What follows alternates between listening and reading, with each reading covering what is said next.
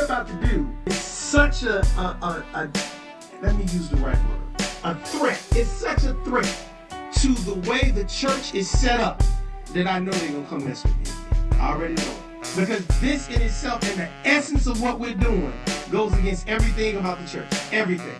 Because if the church was set up to help like this, every church in America would be doing this already. These communities wouldn't even look like this if every church in America was doing something like this. So to do this is going against the grain and the fabric of what the church is in this country today. And when you go against the grain and the fabric of anything in this country, you got a problem. If we can show them that we can economically do something, this will be a worldwide phenomenon when we do this. Let me tell you why. It's gonna be very interesting to folks, and it's gonna blow people's mind. One, that the church is via the internet. Two, that the money go back to the people. The people are gonna own the money to do what they want to do with the money. Not the church, the people. Let me tell you why that's gonna have a worldwide effect.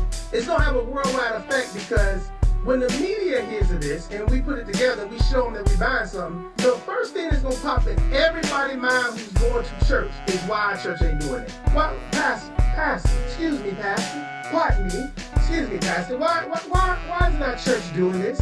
Have you not seen this on the internet? Why aren't we doing the same thing in our country? And it's going to be across the world. People are going to want to know, why isn't their churches doing the same thing? Now, what happens next?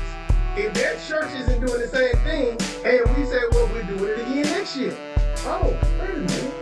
Now we have 10,000 people wanting to be a part of it. And this is what happens. This is how you effectively change what's going on in the community. I do a show on Sunday, and I broke down what we're doing with the co-op on that show. So a lot of people are listening for the first time to this show. And so I want to break this down and let everybody know exactly what we're doing. We got the website up, truthfightersministries.com, truthfightersministries.com. Hit the contact us now button. Follow the little screen prompt so that you can get updates on what's going on. You'll get something emailed to you for the updates. So go to truthfighterministries.com right now and hit contact us now so you can be in the loop for the updates. The target date for your deposits will start on Black Friday, the day after Thanksgiving. We're setting up the bank, 501c3 this week, so everything should be ready to roll. What we're doing is we're trying to get 4,000 people or more to commit to giving $100 a month. At the end of 12 months, if we get 4,000 people, it will be $4.8 million. We're going to buy a co-op. That means we're going to buy a grocery store, and your names will be on the deed. You own it. Everybody who contributed, you own it. We're setting it up as a ministry, so it'll be a 501c3, so you can write off the money that you donate as tithes and offerings. So you're not losing a penny of your money. Not one penny. It's only 3 caveats that I have about this. Number 1, you got to be willing to participate in group economics. Now, what am I talking about? I'm not talking about just buying a co-op. I'm talking about supporting each other. So if somebody has a book, all 4,000 of us are going to buy that book. If somebody has a CD, all 4,000 of us are going to buy that CD. Now, the reason why I want us to do this is 3 reasons why.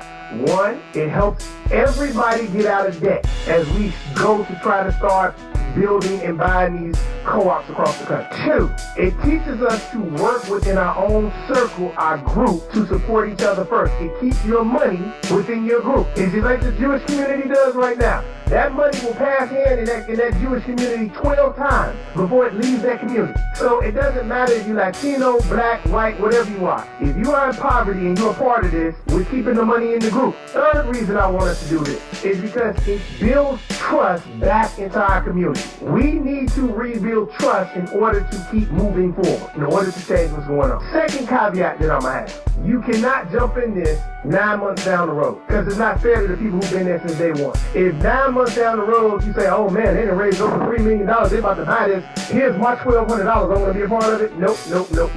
You'll get in on the next one. So if you in it, you can't be a little bit pregnant. Either you're pregnant or you're not. It's the same thing with this. Either you're in or you're not. 3rd thing, we got to have each other's back. Because what this is going to do essentially is break the matrix. And see, if you don't think this is going to break the matrix, just think about it in this sense. I just said it before we went to break. Think about this from an analytical point of view. I do this show on Sunday. I had a lawyer on Sunday who's a bankruptcy attorney, Robert Lewis, a friend of mine. After the show, we were sitting down talking, and Robert was like, Warren, for the life of me, I can't understand one thing about black folks. I said, what's that, Robert? He's like, they can't see what's really in front of their face. I started laughing because I already knew what he was about to say.